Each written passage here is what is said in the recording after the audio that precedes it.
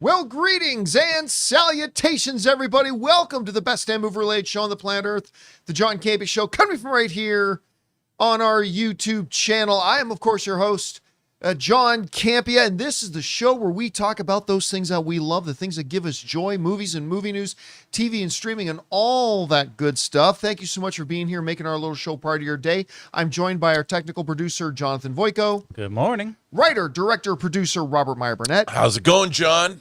And most importantly, you guys are here. Thanks so much for being here, making our little show part of your day. And hey, this is how our show's going to go. We're going to start off by talking about a few topics we got lined up for you guys. Then in the second part of the show, that's the most important. That's when we take your live comments and questions. So if you have a thought, theory, opinion, or a question you'd like us to address, go ahead and use our super chat feature and send it on in. You can use the super chat feature in the live chat. Now, of course, that means you have to be watching the show live in order to send in a question. If you're watching this show a little bit later in the day, you won't be able to send a question in, unfortunately. Also, guys, I haven't done this in a bit. I want to make sure to remind you guys that, listen, it's great that you're watching our show. That's great. But every once in a while, you need your John Campea Show fix, and you may not be able to have a YouTube video on. Maybe you're driving, commuting, maybe you're on the plane, maybe you're at the gym. Well, that's why we've got the John Campea podcast feed on Apple Podcasts, Spotify, or your favorite podcasting app of choice. So do us a favor. Even if you don't use it very often, go and subscribe to the podcast so that way the show will be there in audio form when you need it. All right. Hey, listen, we got a bunch of things to talk about here today. I got to start with this. I know not all of you are sports fans, but oh my God, what a weekend of football. Bro. What a weekend of football. Insanity. It was one of the best playoff weekends I've ever seen. And I got to talk about this. I picked the Bears to beat the Packers. The Bears. The Bears. The Bears. And I was talking with big Hollywood producer friend of ours. And he was saying Green Bay was going to win. Big Hollywood producer. I'm going to hide his name, but I'm texting with him. And when the Bears were down, I think it was 21-3. He texts me, R.I.P. Bears. Understandably. But I wrote to him. Oh, I turned off. Anyway, I wrote to him, do not underestimate the Packers' ability to choke. Oh.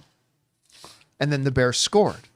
And I just copy and paste the next. Do not underestimate the Packers' ability to choke. And then the Bears score again. Do not underestimate the Packers' ability to choke. And then the Bears win in the last sequence there. And I again, do not underestimate the Packers' ability to choke.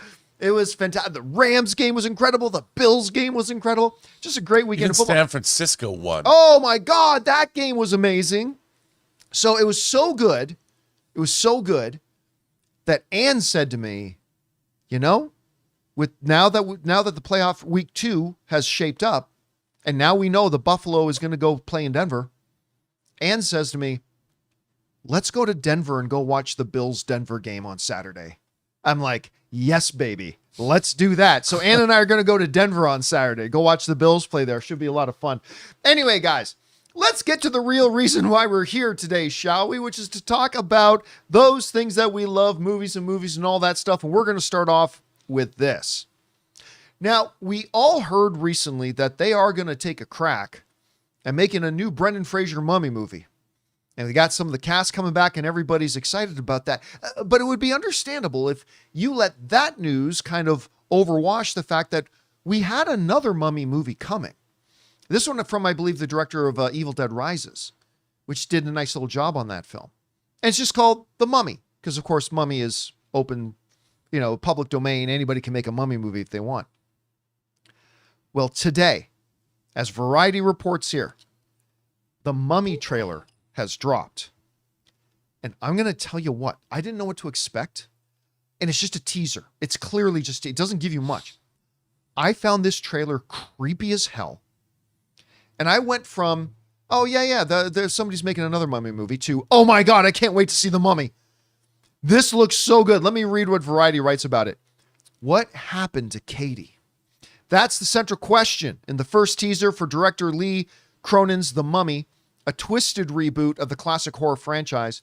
This take on the undead follows the daughter of a journalist who disappears in the desert without a trace. She suddenly reappears 8 years later, but something is decidedly off with her. And what should have been a joyful reunion quickly turns into a living nightmare, according to the official logline. What happened to Katie?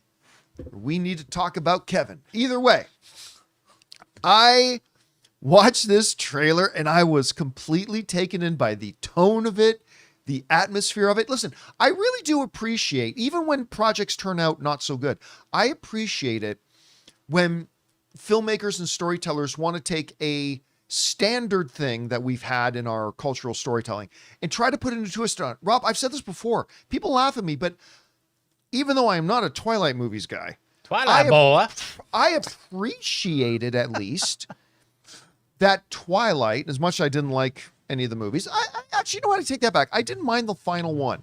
I actually thought the final Twilight movie was pretty good. I'm going to give it that. I liked it. I didn't really like the first one a lot too. But I'll give it this.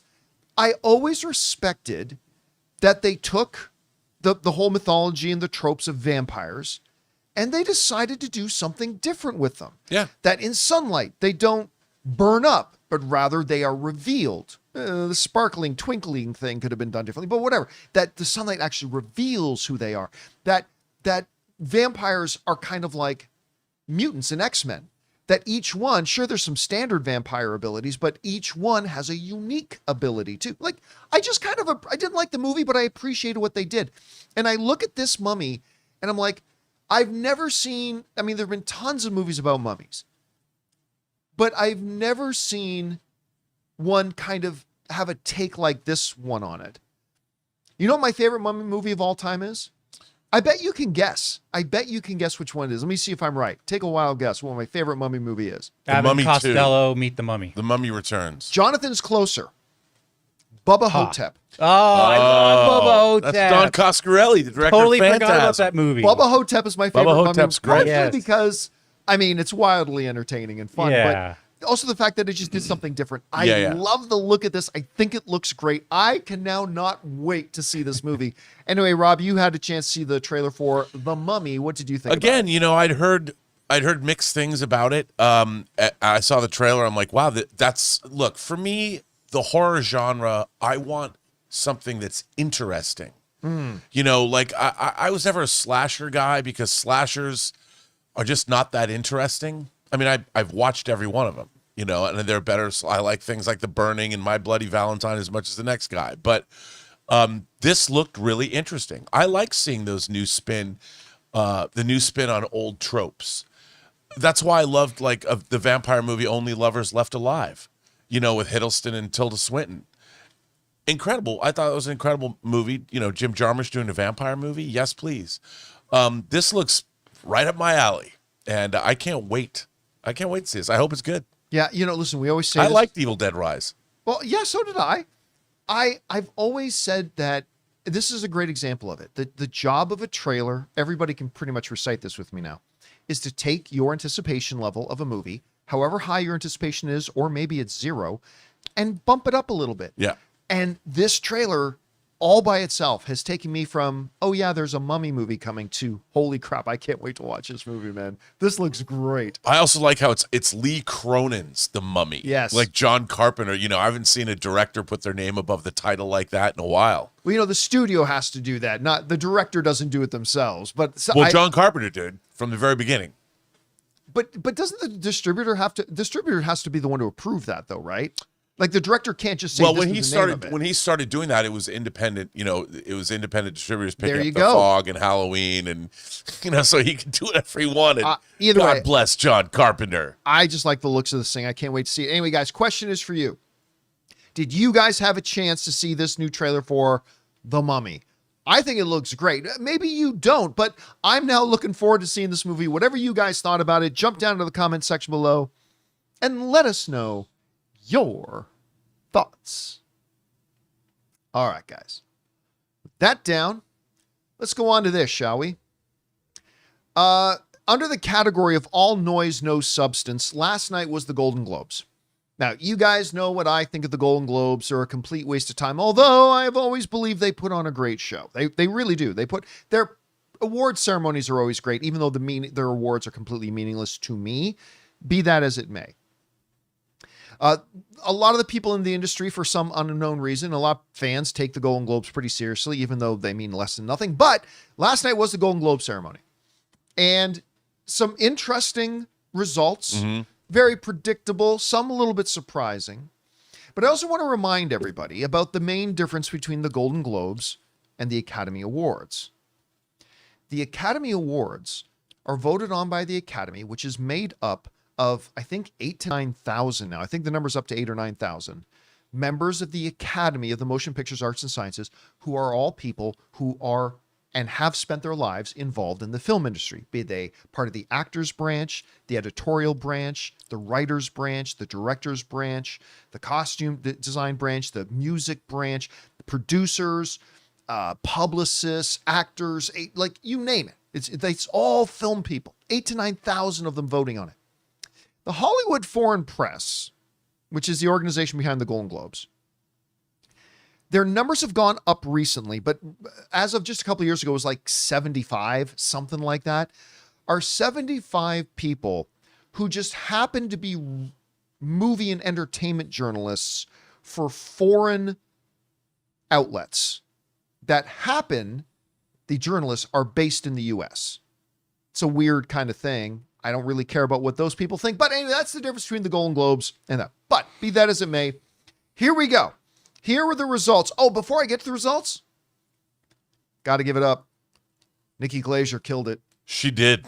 Nikki Glaser, as she did. I mean, obviously, she could not be as R-rated as she was at the Tom Brady roast, but she absolutely killed it. Yeah. Her opening thing was amazing. She was very funny. And I loved her joke about Leo DiCaprio. She's like, Leo, you've won Golden Globes and Oscars. You worked with every director, and you managed to do it before your girlfriend turned 30. Which I just thought was, but it was all done in good fun. And he took it in stride. Yeah, and who was he talking about? The singer. He was talking about some singer in the movies, and she says, don't get me wrong, I love your voice. I could listen to you sing the phone book that Kevin Hart is sitting on, which I also thought was gold. Anyway, I thought she did a great job. So now, here are the things. Now, remember, the Golden Globes do something really, really stupid where they split Best Picture. They have Best Picture Drama and they have Best Picture Musical and Comedy. Which is and never most a of the musical phones, comedy. those movies never have anything that are neither musicals nor comedies. No. Most of the time. But here we go. Best Picture Drama went to Hamnet. Oddly, I thought this was more of a musical and comedy, so I'm confused. There is music in it, so you'd think they'd put it under musical and comedy. The nominees were Frankenstein, It Was Just an Accident, The Secret Agent, Sentimental Value, and Sinners, which this is the funny thing. You could have put Sinners under musical. Yeah. You could have done that. Yeah. It was driven by music. The movie features several big musical numbers. I mean, I don't qualify Sinners as a musical, but it's a lot more of a musical than some of the other movies they put in there. So anyway, they give the win to Hamnet. Again, I mean, I would have given it to Sinners. I think Sinners is the best film of the year, but Hamnet was a powerful moving film. So Hamnet wins best film drama. Then we get under best musical or comedy. Yeah. No surprise here. One Battle After Another was neither a musical nor a comedy. Oh, don't get me wrong. There's a couple of moments in it that make me laugh really good. I mean, I love this movie, and there's a couple of moments that made me laugh. It's not a musical or a comedy. Anyway, Blue Moon, which you could qualify as a comedy. Begonia. I don't know. Somebody explained that one to me. Marty Supreme is neither a musical nor a comedy. No Other Choice, Nouvelle Vague, but One Battle After Another takes best musical or comedy. Then we get into, where are we at? Where are the other winners? Oh yeah. This one was surprising. Best actor in a drama.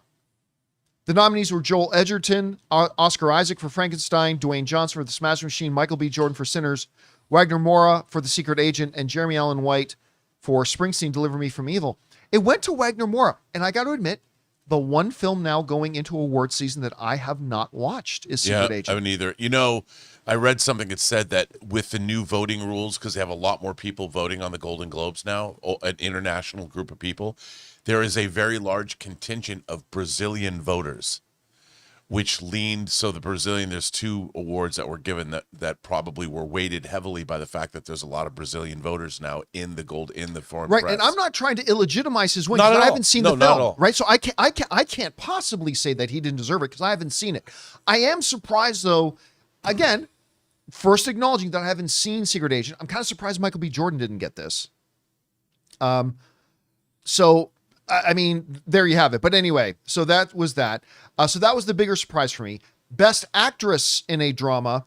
Again, no surprise right now, went to Jessie Buckley. She is the massive odds-on favorite heading into the Oscars. So other nominees were Jennifer Lawrence, Renette Rinsiv. I'm mispronouncing your name. Julia Roberts, Tessa Thompson, and Eva Victor for Sorry Baby. Then we got Rose Byrne, won for Best Actress in a Comedy.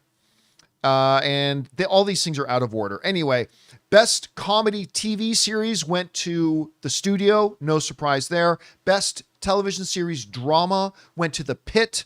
Timothee Chalamet continues his run. It's getting to the point that I'm ready to say it's a lock. He's going to win the Oscar. There could be a surprise, but I think it's a lock, Timothee Chalamet. So Timothee Chalamet won Best Actor for a musical or comedy in a movie that is neither a musical nor a comedy. Anyway, so a few interesting things. Again, though, give props where it's due. Golden Globes put on a really good show. It's a more entertaining show to watch than the Oscars. I prefer the Oscars 1,000 times, but the Golden Globes put on a more entertaining show to watch. You know what else I love? I love The Room. I really do, because that's at the Hollywood Hilton, I believe, that they hold in it. That room is just great. It feels big yet small and intimate all at the same time. Dug it. Anyway, Rob, what was your take on the presentation last night? And were there any awards that surprised you? Some that you thought were just totally predictable? What do you think about it? Not really. I mean, I enjoyed the show. I enjoyed, like you said, Nikki Glaser killed it. I like seeing people kind of loosened up. And look, here's the thing. With Hamnet winning Best Drama, that film it's truly, I mean, it is not a fun, lighthearted film. It really delves into what does it mean? What is grief? And how do you work through grief? Dude, I tell you what, man, when I walked out of the theater, I was shook. Like I really was. Yeah, and it just stayed with me for days. You know, I lost my younger sister she passed away back in October. And it was one of those things. I just recently saw Hamnet and I was like, wow, man, it hit me hard. And I can understand why that movie is winning awards. And I know that Sinners is fun to watch. Like I watch Sinners. Like I literally just go to favorite scenes. Hamnet is not that kind of movie. And I know that there's going to be a lot of people that are like, oh, Sinners is going to get what Sinners is facing is when you look at Hamnet and you look at Sinners, there's a level of importance that people put on the subject matter that eventually people are going to gravitate more toward grief and human than they're going to gravitate toward vampires. And I think that it's unfortunate because I think Sinners is a really stunning achievement in terms of movie making, but Hamnet is a stunning achievement in terms of being evocative and being emotional. Like it's a totally different experience, and yet these films are going to have to compete on the same playing field, which in the case of maybe the Hollywood Foreign Press could have moved Sinners over to musical and given it a shot at winning the award because it can't beat Hamnet, but it could have at the Golden Globes. Because I think, the thing about Sinners to me is people are going to look, Hamnet's a great movie, but it's not nearly as fun to watch as Sinners is. But therein lies the secret sauce, right? I know. It's about what experience, because there's 1,000 different experiences you can give people watching a movie. And to some people, one kind of experience is more impactful to them than another kind of experience. Yep. Some people want to go in and having fun in the movie is more of an experience for them. To feel emotionally moved is bigger for other people.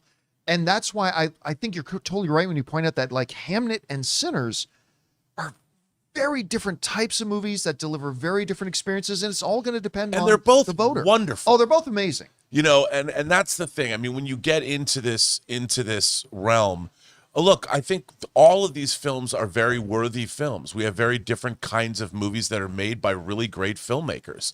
You know, I like seeing Chloe Zhao come back from doing Eternals and coming out with a movie like Hamnet. I think it's really cool. And, you know, she's supposed to be rebooting Buffy the Vampire Slayer, Yeah. which I'm in. So, you know, but the show was good. I mean, I enjoy it. Look, I will always, ever since I was a little kid, I love watching Hollywood turn up. I like watching the red carpet arrivals. I like doing all these things. And now I like watching it after the fact so I can go off after the commercials and not deal with them. So that was fun. But good. It was good stuff. The awards are good. I mean, I think what I love about all these people is that I kind of support everybody.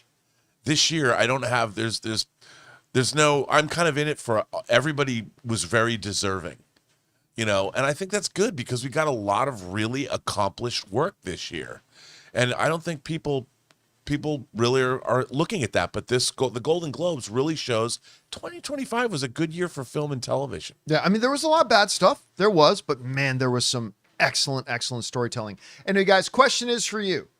What did you think about the results from the Golden Globes last night? Anything surprise you at all? Again, Golden Globes is voted on by a handful of whatevers, but it is what it is. Whatever you guys thought about it, jump down to the comment section below and let us know your thoughts.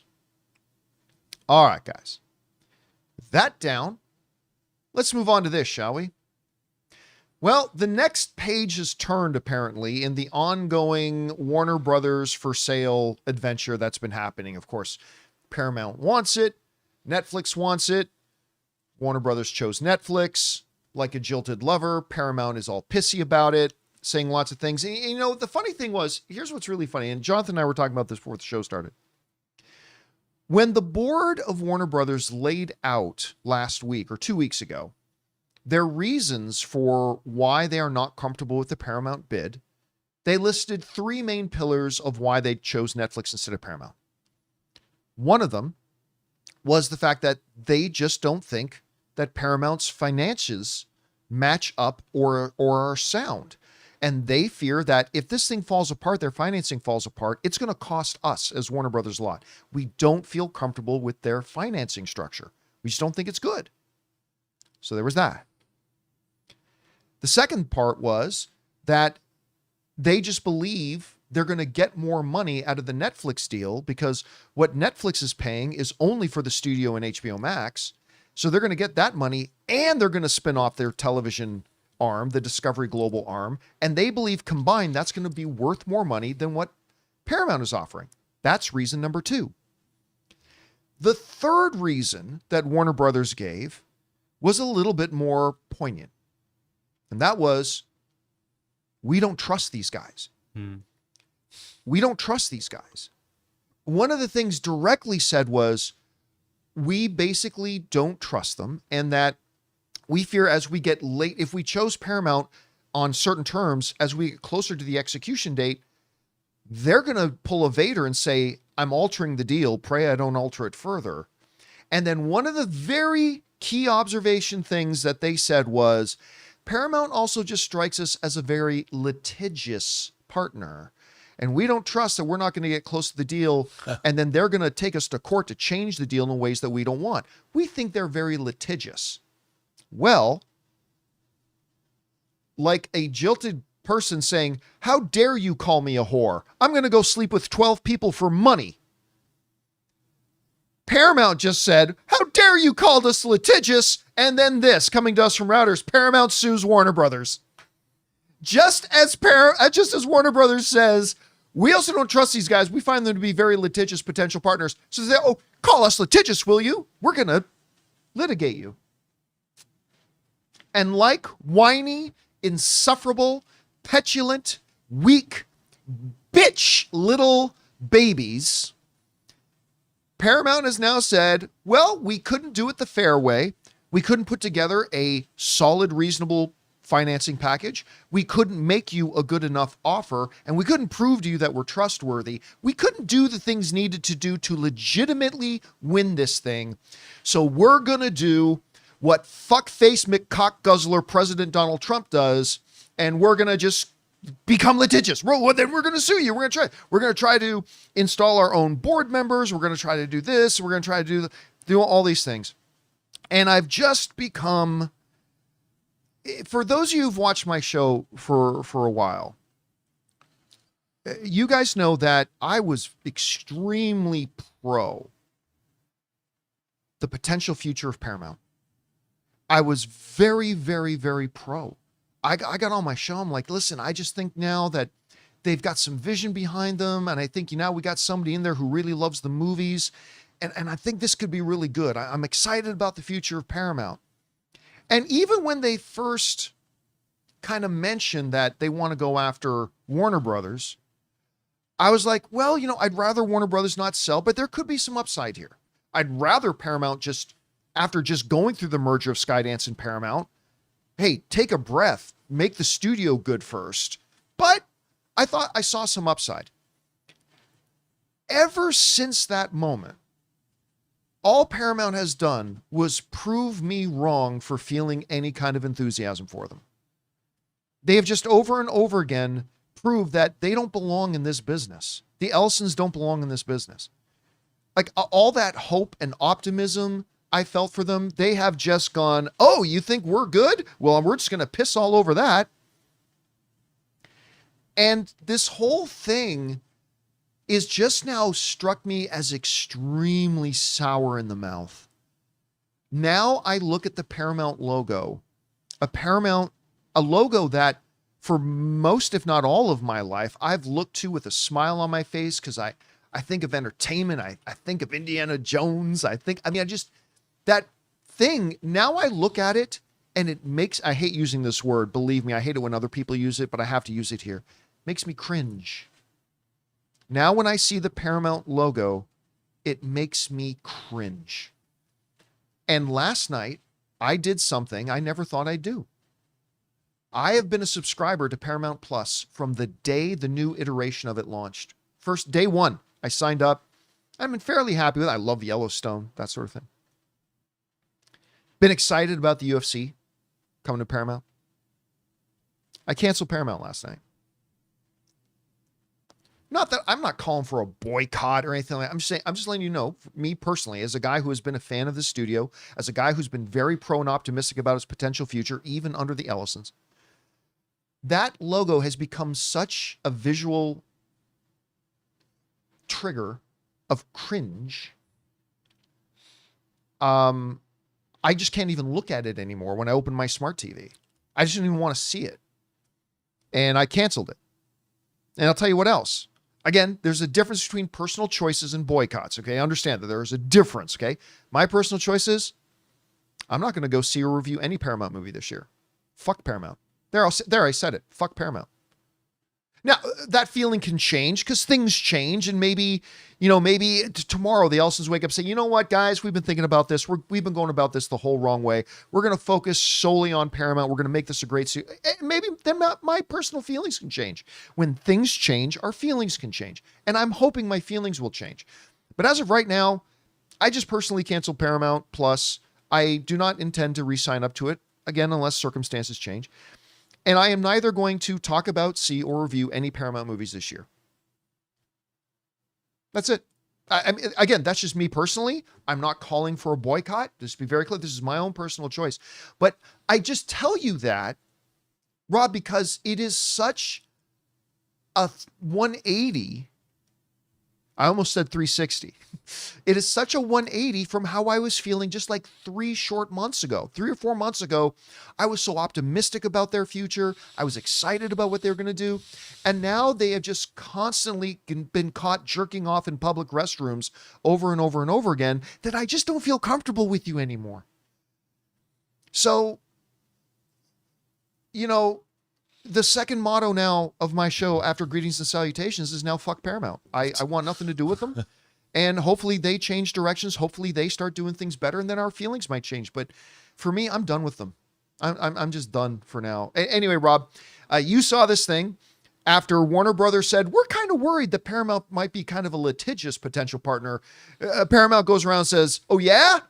and then they sue them. Anyway, what's your take on this whole thing? Well, the thing, it got a little strange. I mean, if you're following what's been going on over at CBS, which is part of Paramount, and CBS News, and how they installed CBS News. Yes, they installed Barry Weiss, and I'm a fan of the Free Press. I mean, I subscribed to it and really enjoyed that. But what's going on there is odd, and it seems to me this whole thing has become political, as opposed to. Oh, well, that is. I'm trying to stay away from that angle, but you're not wrong. You're 100% right. I mean, the Ellisons, and especially I think this is being driven more by Larry and less by David. I think David Ellison really does love movies and really does want. I don't doubt it. Yeah. Yeah, but I think that this is a political event, or they're trying to exert political power, and they want to consolidate controlling the media to a certain extent. Whereas the Netflix Warner Brothers deal is all about entertainment. You know, Netflix is not political. They want to have a theatrical marketing. They want to have a theatrical arm that they don't have to deal with. Warner Brothers already has that. They want to acquire Warner Brothers and let Warner Brothers do what Warner Brothers does, which is make great HBO-like TV series and make great movies like the year it had in 2025. And that's what I see. I don't see that from the way Paramount is acting. I don't see anybody talking about, we have these great visionary plans for our two studios to merge and we're going to make these kind of movies. I don't hear that at all coming from them. I see them being petulant. Now they're going to sue. They're accusing Warner Brothers of not being up and up with their shareholders and lying about these deals. I'm like, that's some bold statements you're making. And hey, business is business. It ain't show friends, it's show business. And I understand, but I still think this is the wrong tactic. And I think I saw, how on Deadline they have like quotes from people in the industry at the bottom that kind of are quotes that are more about the state of the industry this week. Somebody said, come on, dude, she's just not that into you. Talking about that's what it feels like. We've had a bunch of our own viewers writing that in live chats. Like, it's like, guy, get the hint. Man. He doesn't want you. Yeah, it's like, what do you why don't you just now focus on making Paramount a great studio? Why are you causing problems for other people? It's and again, you're forcing the amount of money that's going to be spent on lawyers and all this and fighting a lawsuit. It's just like, I don't want to do anything with you guys. The shareholders are going to have to pay for that. That's something that, who wants to do that right now? Yeah, I think the only Paramount thing I'm going to do is I'll go to the Paramount presentation at CinemaCon, because I got to cover CinemaCon, and I can't really wait to shit talk it. No, again, I'll be fair. It'll be interesting to see what exactly. I know that Walter Hamada's over there making some cool horror movies, but part of the reason why I've had some excitement for them. But I mean, they've just done everything they can do. Say, wait a minute, John Campea excited about what we're doing. Well, let's put an end to that. Anyway, not that they even know who I am, so that doesn't matter. Anyway, guys, question is for you. What do you think about all this? Paramount is now suing Warner Brothers, and they want to get their own people appointed to Warner Brothers board because they want to control everything. And anyway, whatever you guys think about it, jump down to the comment section below and let us know. Fuck Paramount. All right. With that down, guys, you know what? Let's put ourselves in a better mood now. Okay. I like to focus on things that make me smile, make me happy, not crap like that. So what else can make us feel better than a little round of what's more likely? A little bit earlier today, we jumped on our YouTube channel. We asked our subscribers and our viewers, hey, do you guys have a what's more likely scenario for us? Send it on in. Jonathan's got a few picked out. So let's get to those, shall we? Jonathan, what do we got up first? All right. First up, Rob. What's more likely here? We got from Jay DeSolver something or other. Let's just say Jay, what's more likely? The shows in the coming years will have more than 8 episodes per season or fewer? It's a good question. I think it's probably more likely. I mean, I know John and I are kind of, we differ on our love of this show, but Pluribus had 9 episodes, and I thought that's the way to go. To me, 8 episodes just isn't enough. Unless it's truly epic and you're getting hour-long shows. This 36-minute stuff or whatever, that feels like half an episode. I mean, even at TV at the height, Star Trek The Next Generation, when they added more commercials to hour-long shows in the 80s and 90s, they were 45-minute shows with commercials so they were 60. But 45-minute shows, give me that at least. Give me the old network style. Give me an X-Files episode that's 43 minutes or 45 minutes, and give me a bigger season. I would like to say it's more likely that we're going to get longer seasons, because I don't think anyone is truly satisfied with 8 episodes because people are complaining. Yeah, and you know what? I'm going to say, now there's a difference between what would we like to see and what I think is more likely. I think it's more likely we're going to see the trend go to longer seasons. Yeah. I really do. And you know what? What does he normally take? He usually takes something like a trendsetter. Well, what just won Best Show of the Year? The Pitt. And I can't remember exactly how many episodes, but I think it was like 14 or 15, something like that. And I know the second season is going to have a bunch of episodes too. Like you point out, Pluribus, I mean, not by much, but it cracked that 8 episode limit. I think we are and we've been talking earlier about, we've been hearing some producers saying that they are going to try to now start to angle towards, who thought, a new season every year instead of waiting 3 years between seasons. That the Pitt is doing that. Others are starting to look at doing that now. Fallout. So yeah, Fallout, Daredevil, is committed to doing 1 season a year. So I actually think the trend is going to go. Now, do I think it's going to go back up to the 22, 23, 24 episode seasons like we used to have? No, I don't. But I think 12 to 15 episodes, I think a few years from now is going to kind of become the norm. Well, yeah, and I think, look, people have to understand the reason why is because the economics of producing shows is totally different. Shows used to get paid for by the sponsors of those shows. And now with no commercial breaks, there isn't that revenue. So everybody has to lay out their own cash. And that's why the economics of making TV is completely different. So that's why we get less episodes, and that's why we get a longer time between seasons, because there ain't no return coming in from those shows. It's just subscriptions. So when Netflix makes a series, they have to lay all that cash out. Now, of course, they have been moving a lot to move people over to their ad-supported tier. Sure, but it's not like it used to be. Not yet. But listen, one of our viewers, Shane Hoffman, also just made a really, really good point that I forgot to mention. They said it tackles churn. The longer your seasons, provided you're not Netflix and dropping all the stuff at once, but if you're like any of the other streamers, the longer the seasons, if you're combating churn, if you have a 14-week or 14 episode series and somebody's got your service for that, well, instead of watching the 6 episodes and unsubscribing, now they're sticking around for double the time. So, I mean, that's another benefit for the stream as well. So I think it's more likely, because of the trends we're starting to see, that a few years from now, we are going to start to see longer episode counts. Yeah. All right. What's next? Okay. Next up, John, we're going to hear from Amin, who says, what's more likely to win Best Picture, Sinners or One Battle After Another? This is actually the easiest one on the list today, I think. I can't imagine an easier one. One Battle After Another is going to win Best Picture at the Academy Awards. My vote would be Sinners. I'm on record. I think Sinners is the best film of the year. That's my favorite. That's the one I would vote for. I think it's the best. But it's clear at this point that One Battle After Another is going to win. It's like winning all of the pre-Oscar stuff. I think right now the odds makers are saying it's got like an 88% now chance to win. And by the way, if it's not One Battle After Another, it ain't automatically Sinners. Right. Hamnet Hamnet has entered the chat. So, I mean, even if it's not One Battle After Another and it's going to be One Battle After Another, it doesn't automatically mean it'll be Sinners. It could be Hamnet. So I'm going to say easily the one that's more likely to win is going to be One Battle After Another. Rob? You know who won? You know who does win between those two? Pam Abdi and Mike DeLuca. Yep. Because their policy, and you know who I don't see in this conversation?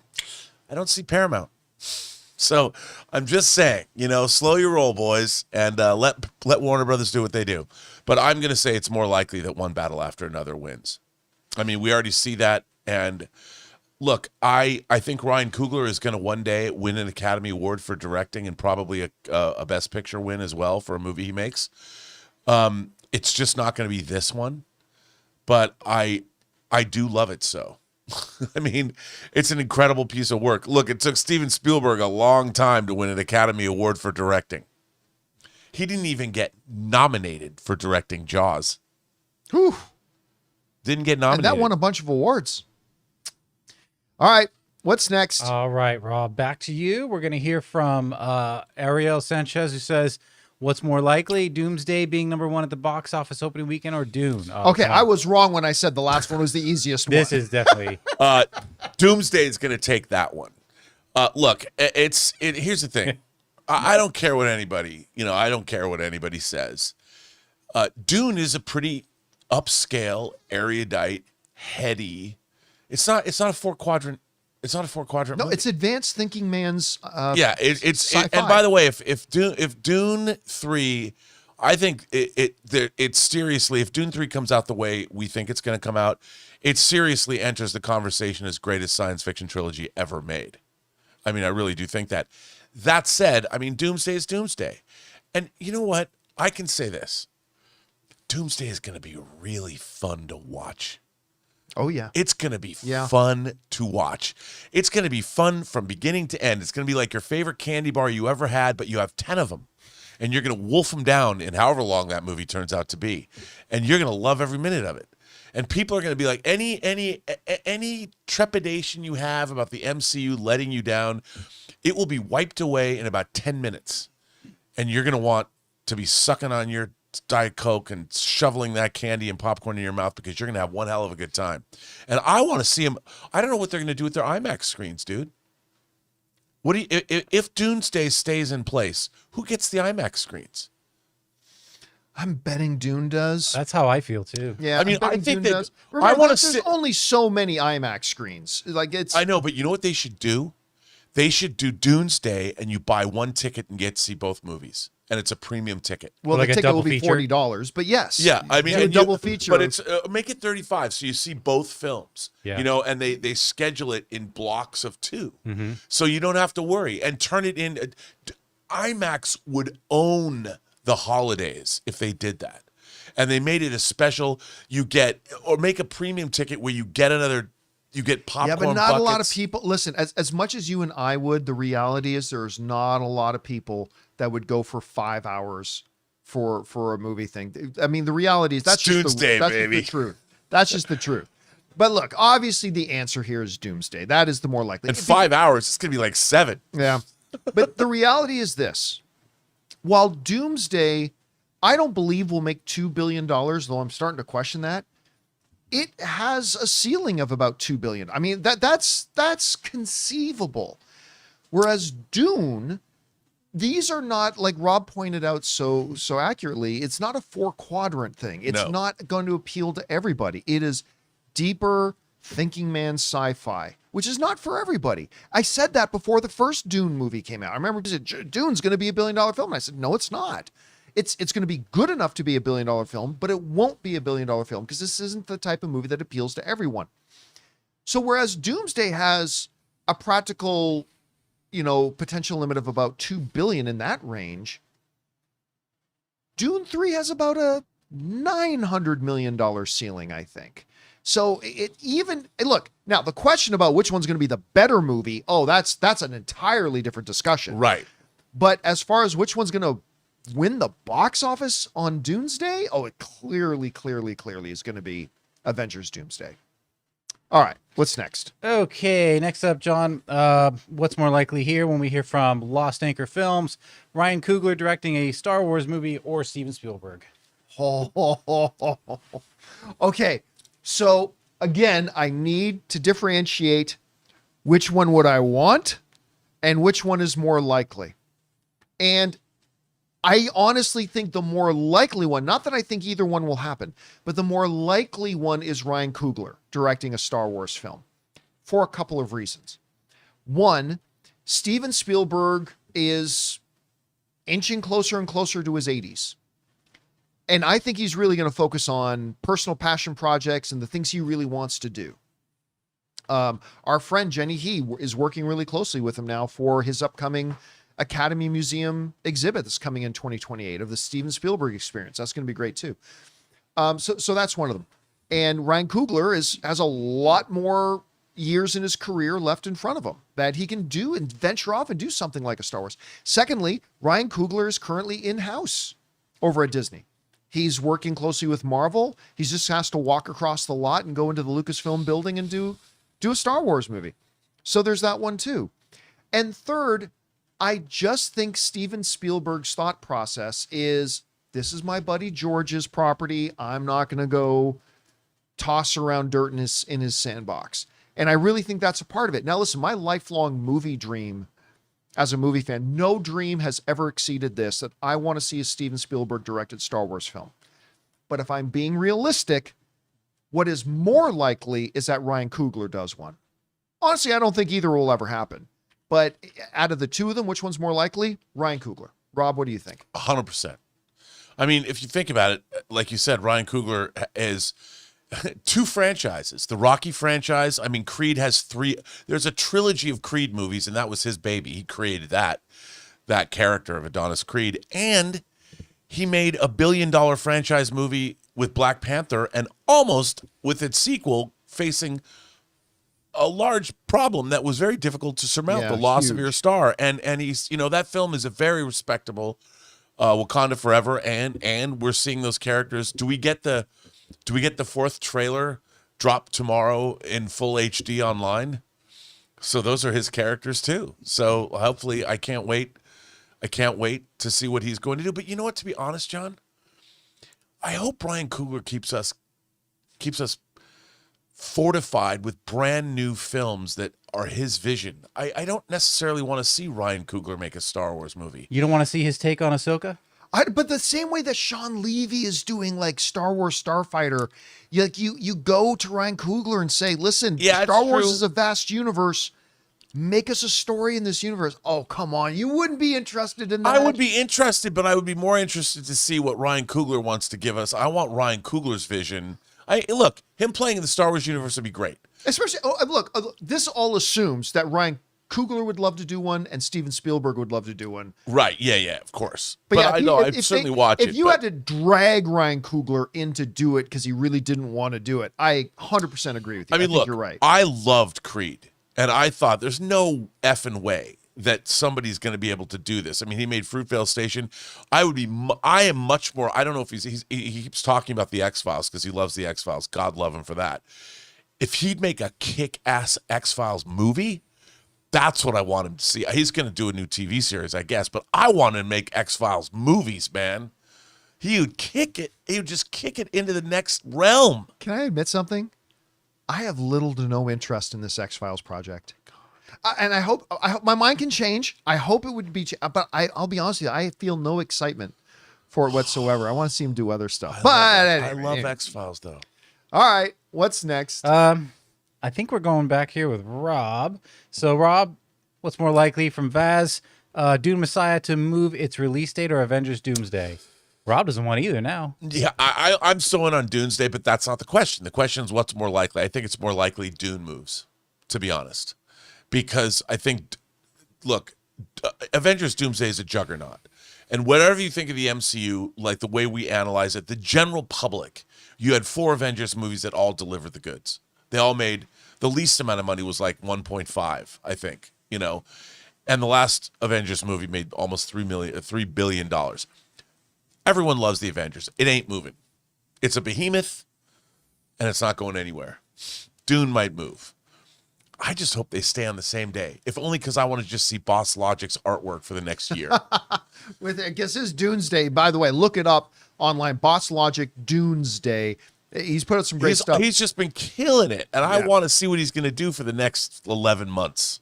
All right, look. I mean, this is also a very easy one. First of all, I always thought it was a foregone conclusion that one of them would move, but recent comments. It actually kind of looks like Doomsday is going to happen. It kind of looks like it was going to happen. I know. And you know what? I still don't think it's wise, but I'm excited for it. Look, but if one of them were to move, as Rob said, it's obvious. Dune would be the one that moves. Again, we're talking about one that has the potential high ceiling of $2 billion, one that has a potential high ceiling of $800 to $900 million. And Dune will move back. to Thanksgiving. That's Yeah, what I was and- gonna. That's what I was gonna ask. Yes. Do you think it's more likely it moves earlier into 26 or to Nope, 27? they won't do what they were Yeah. forced to do with Dune 2 because go of to the a writer different year. strikes and everything. They had to move Dune 2 out of their award season release and push it into the earlier Yeah. year the following year. If Dune does decide to move, and they are the more likely of the two to move. Again, I'm starting to think neither will, but if one of them's more likely, it would be Dune that would be more likely to move. But I agree 100%. It would move earlier. It would stay in the award season, maybe something like October, November, and still want to qualify for that year, in which it would become one of the big favorites to win Best Picture in the upcoming Oscars after that. So, yeah, the more likely one to move, though, look, once an Avengers movie plants its flag, it's not going anywhere. No. Unless it chooses to, like it did moving from earlier. And this remember, year to it later. already moved. That's what I'm saying. Unless they decided to move for whatever their own reasons are. Yeah. But once they plant that flag, nobody else is going to get them to move. I mean, so it's competition. Dune, if they move to November, it would be Hunger Games, Sunrise and the Reaping, and then the actual proper Thanksgiving weekend would be Fokker-in-Law and Hexed, which is animated. yeah. So much easier time if they want to do it. But it seems like they're both banking on the Barbenheimer effect.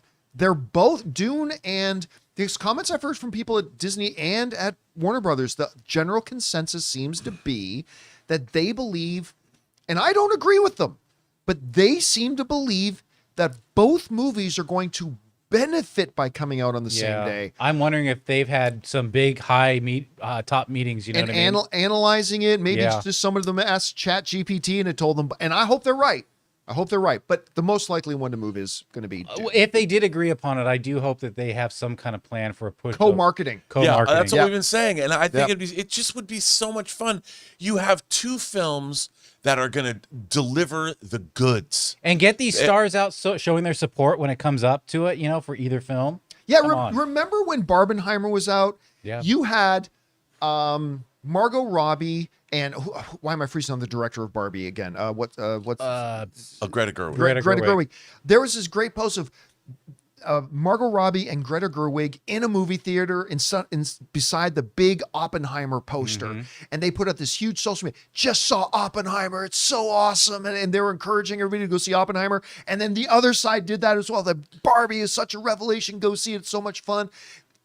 I hope you're right, Jonathan, that if they do stick with Doomsday, and it's starting to look like they are, I really, really want to see Robert Downey Jr. and Chris Evans like in front of a big Dune poster with a bucket of popcorn in their hand, say Dune 3 is awesome. And I want to see Timothee Chalamet and Zendaya standing in front of an Avengers poster saying, mind blown, Avengers. And so I really hope they take advantage of that. You know what they should do? You know who they should hire to be the hype man for this experience? Me. Ryan Reynolds. Tom effing Cruise. Well, Well, because he did that. He did that I with know, but they Barbenheimer. should hire him Yeah. now and get. I mean, look, if Tom Cruise can if he's got some time to go shoot a Star Wars movie and get dirty, get in the water, get wet, he's got time to promote Doomsday. And I would love to see Tom. And you know what? He could get his celebrity buddies to I'm going into the theater with the cast of Dune to see Doomsday, you know, and do some. That would be awesome because nobody is more. And get McQuarrie to do it too. Oh, It would just be they could make this so much fun. I mean, this is fun.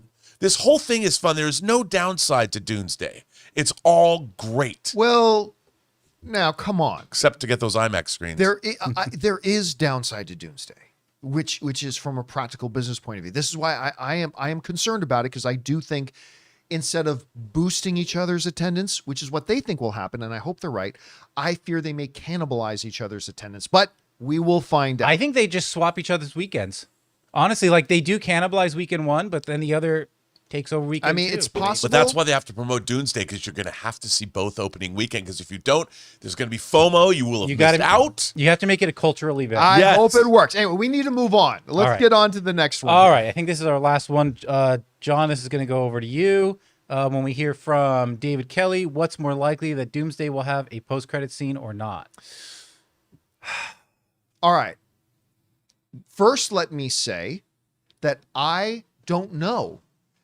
The stuff I know about it near the end of it could be post-credit, or it may not be post-credit. I don't think it is. But also keep in mind, in Marvel tradition, most post-credit stuff is not written into the original script. It's stuff they decide on later, right? So I don't actually know, but what's more likely? That it does. Let's just go back and look at the template of Avengers Infinity War and Avengers Endgame. Avengers Endgame did not have a post-credit scene, but Avengers Infinity War, the one that leads into Endgame, they did. So if Marvel just follows their pattern, Rob, I'll be honest with you, I will be surprised if we're sitting down watching Avengers Doomsday and there isn't a post-credit scene. So I'm going to say it's more likely that Doomsday absolutely does have a post-credit scene. Not because of anything that I know, but rather because that's just the pattern that they've done at this point. Rob, what do you think the likelihood is? Yeah, I think it's more likely they'll have a post-credit scene. Yeah. I think they're going to do that. They're going to but it would kind of be cool if they didn't. Okay, but let me ask you this. Do you think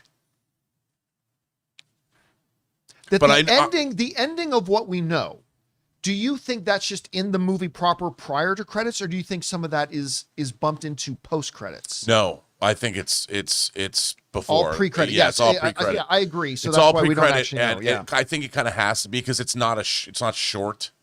But I would say this: if they did, so here's the thing. This is the only thing, because what would the post-credit scene be? Like at the end of Infinity War, you got Well, Nick, we have some theories. well, you have Nick Fury, right? You have Nick Fury sending a signal out to Carol Danvers, because between so then we got Captain Marvel, because Captain Marvel came out between Infinity War and Endgame, so that was really the first acknowledgement that Nick Fury even knew who Carol Danvers was, and then we had the flashback movie. So I would imagine, this is just my theory. This is a total theory. I'm asked to speculate. I think that something they could go back to, depending on what happens at the end of this movie, I don't know.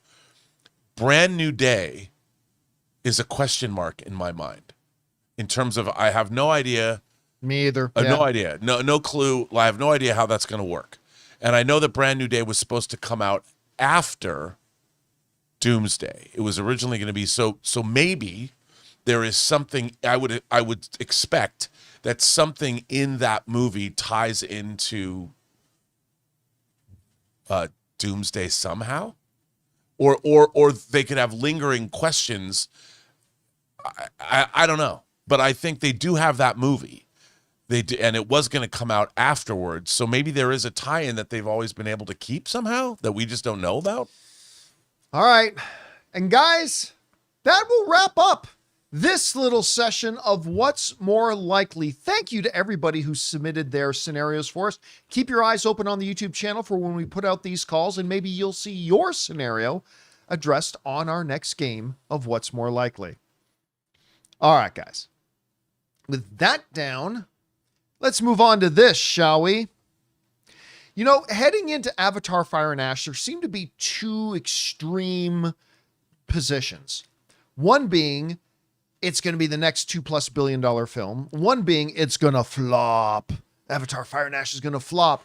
And I kind of came out in between and said, guys, listen, Avatar Fire and Ash is not going to be a $2 billion film. But you're also certifiably insane if you think it's going to flop. It's going to be somewhere in the middle there, maybe get around to 1.4, 1.5. That was my guess at any rate.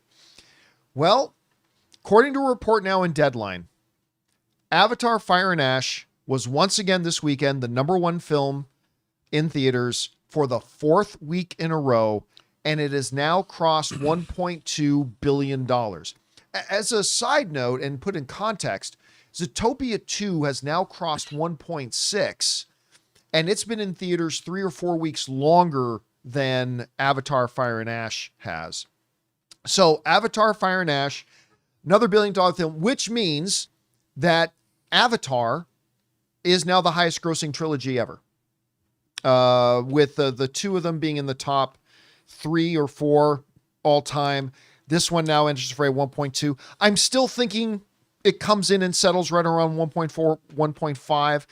Again, Rob, we've talked a lot about why do audiences just keep flocking to these movies? What is it about them that keeps them going back? And as we said, when it had its opening, I think its opening was 88 million. And a lot of people said, that's it. It's dead. It's never going to make $1 billion. And we reminded everybody, guys, all Avatar films start modestly. They all do, but they all get over that $1 billion mark. Avatar now, 4th week in a row, still out there. By the way, I think second place was Primate. Yeah, with 11 million. Have you had a chance to see Primate yet? No, I have not. Terrible movie that is so much fun. Yeah. It's such a fun movie. I had such a good time watching Primate. Terrible I'm dialogue. seeing it on Wednesday along with Greenland 2. I think you are going to have a really good time watching Primate. I can't wait. I think know you're he's have gonna fun with because it. he's definitely going to the Harkins bar for that double feature. No, I'm going. Oh. I'm seeing it with my friend Alvaro. We're going to the Spectrum. Ah. Irvine. I know, but they have 2 bars They there. have yeah, that's great there. So By the way, the thing about also I want to say about Avatar is internationally, it's made 888 million, 72% of its gross. It's only made 342 here, and it seems like it's not going to stop. So it's doing really well. You can't expect. I mean, you're talking about Avatar 3 entering the rarefied air of 2 other movies in history. Like even if this movie tops out at 1.5 million, 1 point whatever you got to be happy with that result.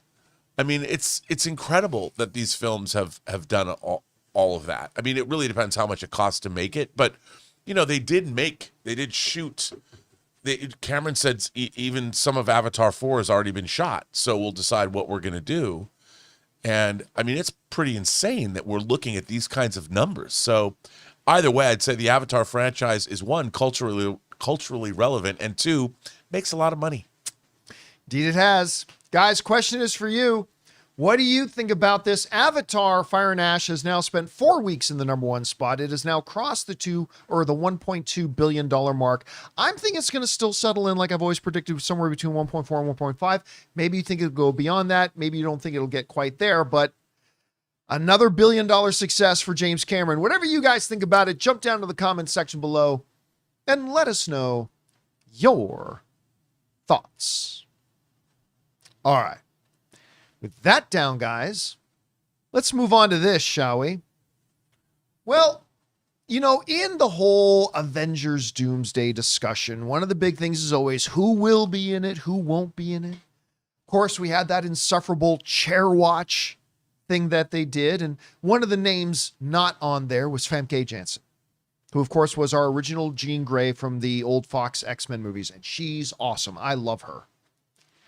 And then recently, she did some interviews, and we talked about them on the show about a month or 2 ago, where she said, look, straight up, I am not in these. No one ever called me to ask me about them. I was never approached about it.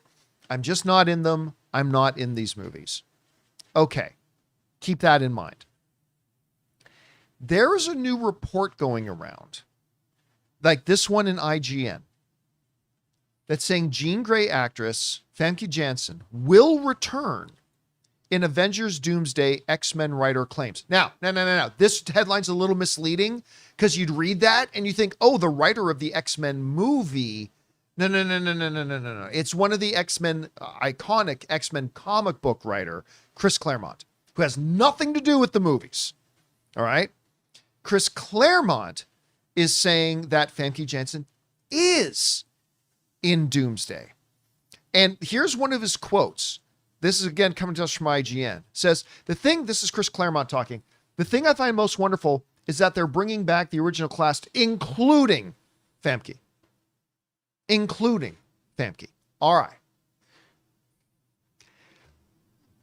So what do we make of this report? Is she in Avengers Doomsday? While we are quick to point out that Chris Claremont is not the writer of the movie, he's not involved by the movie. Or he's not involved in the movie at all. Okay? He's not involved with it at all. But 2 things to keep in mind. He is plugged into that world. He is Chris Claremont. And here's the other interesting thing. Long before it ever became confirmed, he said Chris Evans was in the movie. Long before anybody else, some people predicted it, but long before anybody else reported it, long before it was ever confirmed, he did say that Chris Evans was in the movie some time ago. And lo and behold, Chris Evans. Now, that doesn't mean he's going to be right about everything. But he did say Chris Evans, and now we know Chris Evans is going to be in it. Okay. So, in the interest of total transparency, you guys know that we know a lot about the actual things that are happening in Avengers Doomsday. And I will say this. To the best of my knowledge, this is not true. Famke is not in this film, to the best of my knowledge. But that doesn't automatically mean that Chris Claremont is wrong. So let's go over here to the classroom for a second. Well, how could she be in there? How could Chris Claremont be right and have us not actually know, or to the best of our knowledge, she's not in it? The first thing I want to point out is that Chris Claremont may have misspoke. We've seen some other people, we've talked about this in the last couple of months. We've seen some other people accidentally say Doomsday when they meant Secret Wars, talking about other things. It is possible that Chris Claremont knows that Famke is involved, but maybe her involvement is Secret Wars and not Doomsday, and he might have just misspoke, and maybe what he actually knows is that she is going to be in Avengers Secret Wars. If that's the case, that would explain why, to the best of my knowledge, she's not in Doomsday, and why he would say that. So that's one way that he could be right and have us not aware of it.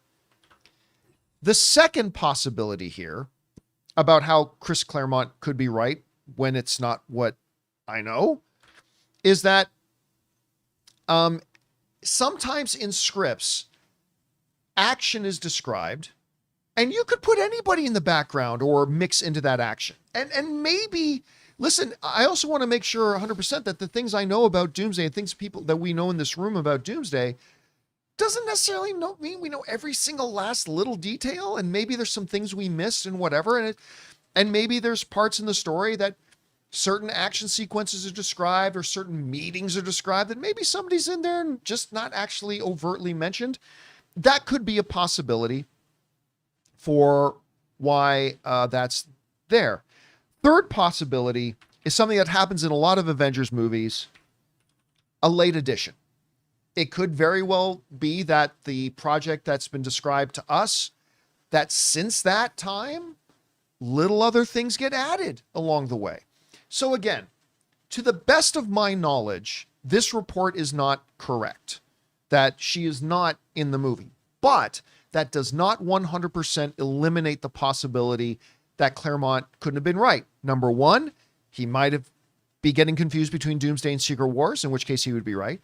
Number two, maybe she's put in there in one of these scenes where she's not exactly directly and overtly referenced. Or three, maybe it's a late addition to, we were just talking about possible post-credit scenes, Rob, a minute ago. Maybe something like that. So as far as we know, this isn't true. But we'd be lying if we didn't say it wasn't at least possible that Chris Claremont could be correct about this.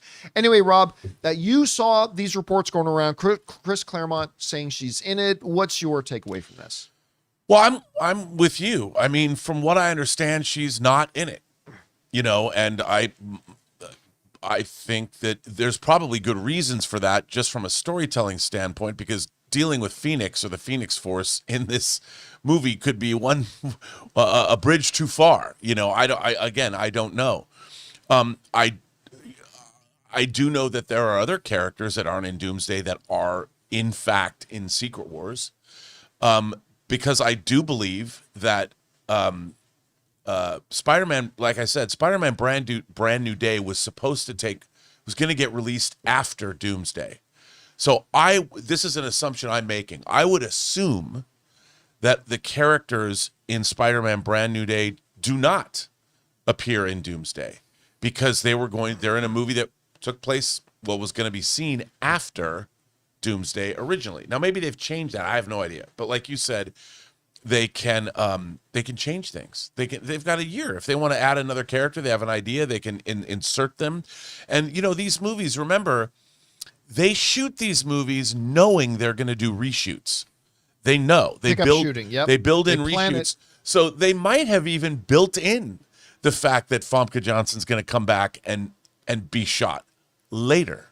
So she wasn't lying. You know, it's like when and they always play cheeky. You look at Tom Holland when he's on Jimmy Fallon. Jimmy Fallon's like, "You lied to me," you know, and he's like, "They were on set. We were filming when I talked to you last. You know, they were on set. They're gonna lie anyway. So they're not gonna say who or what is what's going on. That's kind of the fun of it. So that could be a possibility too. I would imagine that when they shot Doomsday, there's so many damn people in the movie that they had scheduling issues anyway, and they just said, you know what, we're going to build in a reshoots, or not reshoots, but pickups, and we'll shoot you in mid-2026.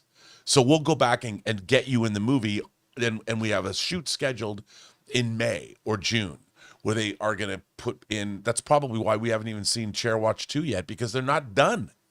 They have the time, and they knew they had the time with the amount of effects they probably have, and with the casting.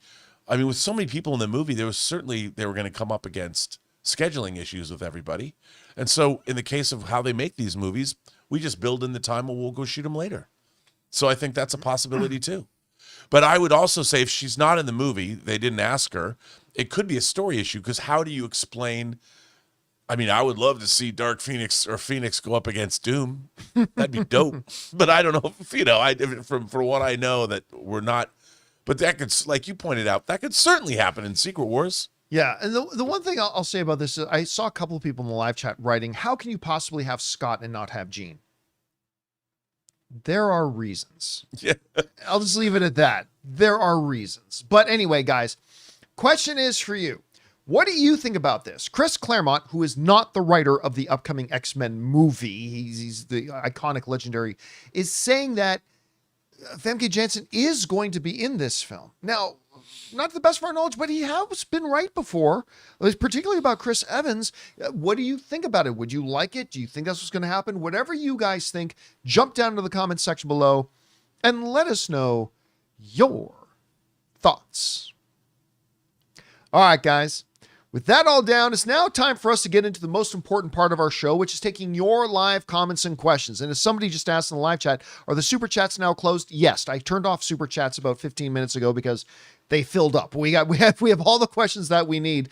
So throw in a question on our next episode. But listen, before we get to your live questions, two important things we got to do. First, bid good afternoon to writer, director, producer Robert Meyer Burnett. Great job as always, sir. Thank you, talk sir. to you tomorrow.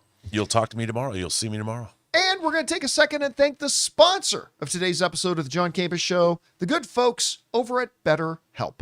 Guys, we want to take a second and thank a sponsor of today's video, BetterHelp. You know, the new year doesn't require a new you, maybe just a less burdened you. Most of us carry around things like pressure, self-doubt, or that feeling that we always have to be perfect, and learning to let some of that go can make a huge difference in our lives. Therapy can help you better understand what's weighing you down by giving you an unbiased perspective on your relationships, motivations, and emotions. That's where BetterHelp comes in. See, BetterHelp connects you with quality therapists who are fully licensed in the US and follow a strict professional code of conduct. They also do the matching work for you. You fill out a short questionnaire, and with over 12 years of experience and industry-leading match rates, they usually get it right the first time. And if you ever want to switch therapists, you can do that easily from their tailored recommendations. BetterHelp is also one of the world's largest online therapy platforms, plus an average 4.9 out of 5 rating from over 1.7 million live session reviews. BetterHelp makes it easy to match online with a qualified therapist. Sign up and get 10% off at betterhelp.com/Campea.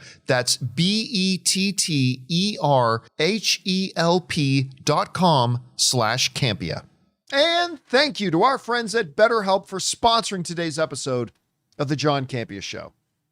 All right, guys, with that all down, let's get over to the important stuff, your comments and questions, shall we? Jonathan, what do we got up first? First up, we've got Apollo who says, Chicago, stand up, bear down. F Green Bay Rams, we're coming for you. Head top, Bears versus Patriots, Super Bowl. Listen, I picked the Bears to beat Green Bay. The Rams are going to smash Chicago. The Rams are going to smash them. They are just not a good matchup for them right now. They really aren't. And Unlike the Packers, who I kept saying to my buddy, do not underestimate the Packers' ability to choke. The Rams are not going to choke like the Packers did. Listen, great, amazing, bright future for the Chicago Bears. You guys got Caleb. Give him another year or two. Give Coach Johnson another year to get them really going. Chicago is going to be awesome for a number of years to come. This is not their year, though, and they are not going to beat the Rams. All right, what's next? The Batman says, hey, John, Ryan Coogler did what he had to do in Sinners. Best movie of 25, hands down. I wouldn't say hands down, but it is also my pick for best film of the year. I mean, I can't say hands down when you had movies like Hamnet and you had movies like One Battle After Another and several like that. It is not hands down the best movie of the year, but it is my personal pick for best movie of the year. What he did in that movie was just phenomenal. It was such a great experience. And I cannot wait to see what he does next. All right, what's next? Gone with the Cheddar says Chicago was on fire Saturday after the Bears beat the Packers. I got to say, John, you've gotten me more into sports since I've been watching you this last decade. You are right. This is pure drama. Bear down. Dude, there were like 3 or 4 games that you could, like, if some screenwriter wrote a script about those games, you'd say that's unbelievable. That's too unrealistic. That wouldn't, and like they all just came like right down to the wire, and craziness happens. Like whether it's that Philly San Fran game, the Chicago Green Bay game, the Bills Carolina game. I mean, it was just like crazy, nail biting, right down to the wire drama. Listen, part of the reason I'm such a big sports fan, part of the reason I'm such a big movie fan is that just the stories and the drama, they share that. And yeah, this was a great weekend of football, man. Can't wait for next weekend. All right, what's next? Let's see. Oh, we got some support, a $20 sticker from Vikas. Thank you. Oh, thank you so much for that, man. Appreciate that very much. Yeah, and then Roman wants to let us know that he made a Dexter versus Michael Myers fan film. Good for you, man. Yeah. I think that's awesome that more people should get involved and do stuff like Yeah, that. so he just wanted to share that info with us. All right, what's next? Then we got a super sticker from Dean Talks Movies. Thank you for man. that. Appreciate that. We got Infinite says possible we see 2 Hugh Wolverines between now and Secret Wars. Clearly the X-Men Earth isn't the same one from Logan where they all died. Is it clearly that? I am not saying yes or no. I'm just is it clearly that? I clearly can't answer that. So I'm going to leave that one as is. I'll just say, is that clearly? Anyway. All right, what's next? You sure about that? You sure about that? I do not think clearly means what you think it means. Anyway, what's next? All right. Also, I skipped the mean by accident here. Is this an overreaction? Sinners will get 15 nominations at the Oscars. That's a massive overreaction. And break the all-time record for single film, but it'll only get 3. Well, that's a huge disparity if you're already giving them 15 noms. Yeah, no, it's not going to get 15 nominations. It's not going to break the all-time record for most nominations. It's the best film of the year. It's going to get a good amount of nominations, but it's not going to get 15. All right, what's next? Nerdy Beard Man says, is it just me or do these Marvel teasers feel like post-credit scenes? But because of, the last 5 years, we got them this way instead. I don't think so at all. No, and they wouldn't have been post-credit scenes. I know what he's insinuating. But I don't even agree. I don't even think they feel like post-credit scenes. I feel like they could fly, but what he's insinuating too is that they would have been at the end of movies, but because of the situation, that wouldn't have made sense. I don't think that we would have had these as post-credit scenes for all these other movies. Like, I'll say this, though. I'll give him this. The Steve Rogers one, if you had told me, because remember, Endgame had no post-credit scene. If you had told me that Steve Rogers teaser was the original post-credit scene of Avengers Endgame, I could see that. But like the Thor one is clearly not a post-credit scene. Like in spirit or in structure at all. That's nothing like a post-credit scene. The X-Men one is clearly not a post-credit scene. The Wakandan one with the Fantastic Four is clearly in design or concept, not a post-credit scene. So I don't agree. And again, one of the things I have been able to confirm is that every one of those things, those are all actually in the movie. These aren't things they just shot for the for trailers, for teasers. Everything you saw in those things are actually in the film. But again, even beyond that, I just don't think they, other than the Steve Rogers one, which theoretically could have been a post-credit scene for Endgame. I just don't think they've even remotely felt like post-credit scenes myself, but that's just me. All right, what's next? It's Mario says, hey, John, first time writing in. Jack O'Connell had no business being that good in Sinners. Phenomenal performance. Dude, I'll tell you what. If I'm being honest, when he first pops on, I'm like, okay, so here's random actor playing the bad guy role, whatever. By the end of it, man, I was so floored by him in that movie. Like, and listen, a lot of the attention, deservedly so, for Sinners is going to Michael B. Jordan, Haley, Ryan Coogler, completely understandably. But man, he's being slept on this award season. I thought he was phenomenal in it. Really, really good. All right, what's next? Vika says, hey, John, suppose the Doomsday script or spoilers leak as you predict. Will it affect the movie at the box office? No, it won't at all. Not even remotely. I think, like I said, I just because I know it's starting to disseminate a little bit. And again, a lot of the big things about Doomsday that have been leaked online are completely false. But there are a few things getting out there that are actually true. And I won't say which ones are which. But I do believe by summer, I think the whole plot line is going to be out. I really do. But I also believe wholeheartedly that will only increase its box office.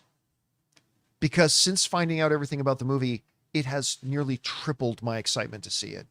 And I think most film fans are going to be like me. That happens. Oh my God, I can't wait to see this. I am now more excited to see this movie than I ever was before. And I think that's going to be the effect on most people. All right, what's next? Mate says, do you think Loki is worthy of lifting Mjolnir after season 2? No. I think there are a lot of good people. But like the ability to it's not just about being a good person. If it's just being a really good person, because listen, every one of the Avengers has had moments of great self-sacrifice and all that kind of stuff, and ain't none of them could lift Mjolnir, except for Steve Rogers, because he's like the golden child of the MCU. Other than that, so I don't think it's ever just about doing one good thing. So I'm gonna guess no. But that's just a guess. All right, what's next? Zach Pasta Sauce Walter says, hey, crew, my grandma started watching the MCU without any of us telling her to in release order, and she just finished Civil War, and she was gut-wrenched by the twist at the end. She's so locked into it. The fact what's the twist at the end of Civil War? Well, that Winter Soldier was the killer of Tony Stark's parents. Oh yeah. Yeah. That would be a good twist. I love that movie so much. Like I know in the earlier Russo brothers MCU filmography, I know a lot of people prefer Winter Soldier. And Winter Soldier is amazing. Don't get me wrong, but I will take Civil War over Winter Soldier.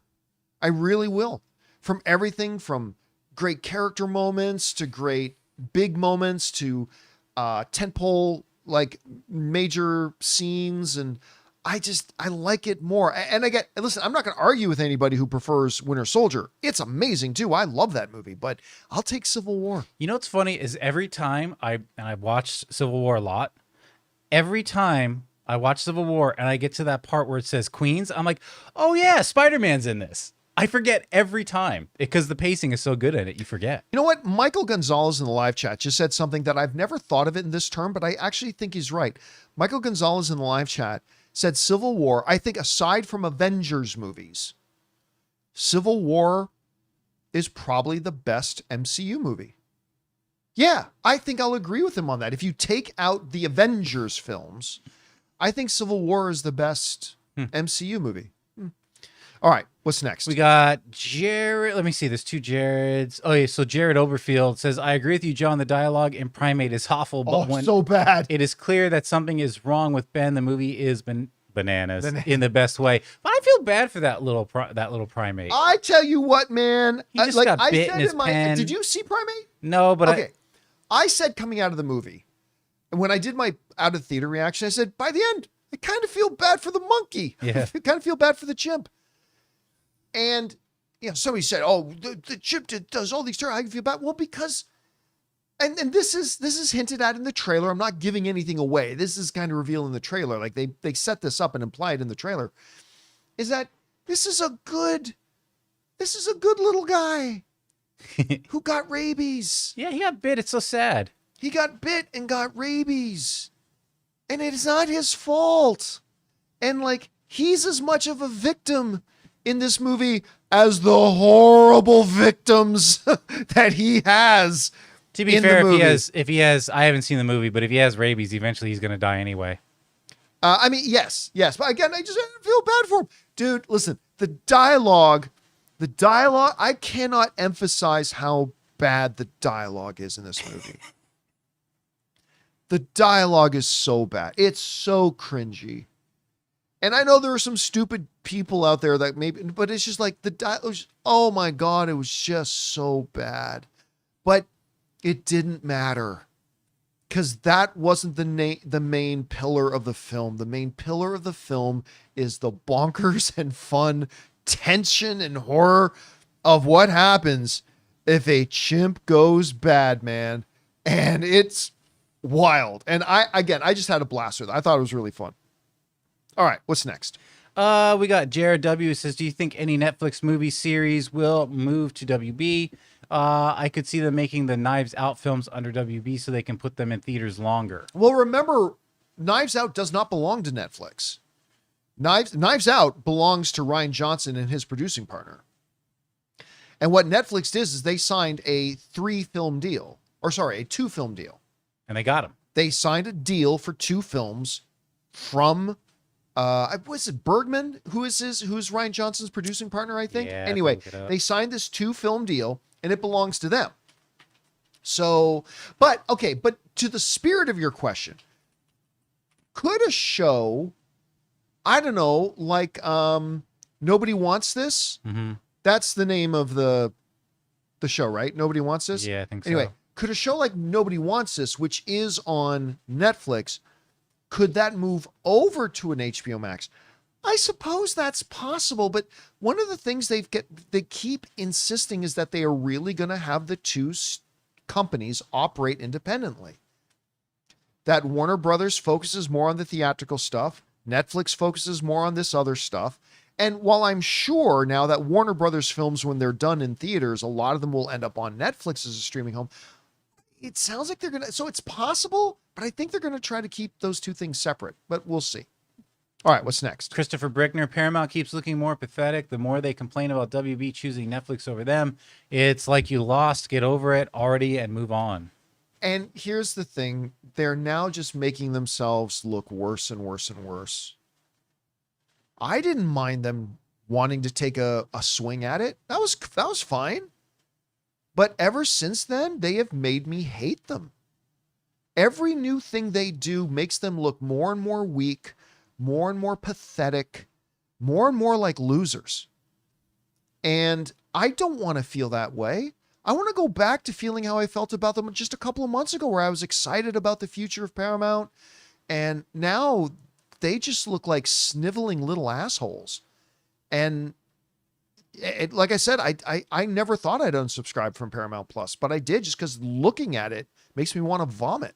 And the more they do, the more they just make themselves look stupid. Now, look, as things change, our feelings change. So, like, if tomorrow the Ellisons just come out and say, you know what? We've been going about this the wrong way. Like, fine. We did our best to try to get Netflix. We think it would have been best if we got them, but we didn't. So we're now going to turn our attention to making Paramount the pillar of Hollywood again and just make the best Paramount pictures that we can. If they were to do that tomorrow, my feelings will probably start to change. But the way they are now, they're just ignorant, they're pathetic, they're weak, they're sniveling, and it's just a real turnoff, man. They just keep making themselves look worse and worse and worse. Anyway, what's next? Mate says, do you think you could get in trouble for saying some snippets about Doomsday? For example, Doomsday not explaining Doom and Iron Connection. I can't get in trouble for nothing. I haven't signed anything. Right. Although it puts the people that may have given you information where they don't want to tell you. So, I mean, it's like a but listen, somebody I know in London. There's a lot of people in London. I'm not going to come remotely close to, but no, I mean, I haven't signed it. It's like, here's the thing. This is a great example. One big argument I had with Disney once was over the fact that somebody showed me the first couple of episodes of season 1 of Andor. It was not Disney that showed it to me. Okay, Disney did not show it to me. Somebody else did. And I loved what I saw. And I remember, this is back when I still used Twitter, and I haven't used that in years now. But I got on social media and I said, hey, I just saw the first couple episodes of Andor, and it's great. It's great. And a rep from Disney asked me to take it down. And I'm like, no. And they're like, well, we have an NDA, a review embargo on it. I'm like, I'm not part of your review embargo. I didn't sign anything. You didn't show it to me. I got it from somewhere else. It's no different than when any news outlet breaks a story. When they find out through sources about something, they get to report it. Even if the company it's about, it didn't release it to them or whatever.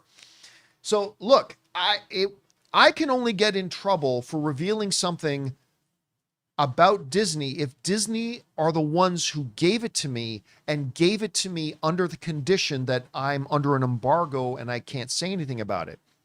All this stuff is stuff I get from other sources. And I'm not revealing any proprietary trade secrets. I'm not revealing anything like that. And you know what? I could actually, if I wanted to, and if any YouTuber, any blogger, any whatever podcaster, if I want to, I could sit here and tell you the whole story of Doomsday if I wanted to, and there's nothing anybody could do about it. There's nothing anybody can do. I didn't break into Disney and steal anything of theirs. I got given information, and I'm totally free to share that information if I so choose. I just choose not to, because the lighting on Tobey Maguire's dick caused quite a firestorm.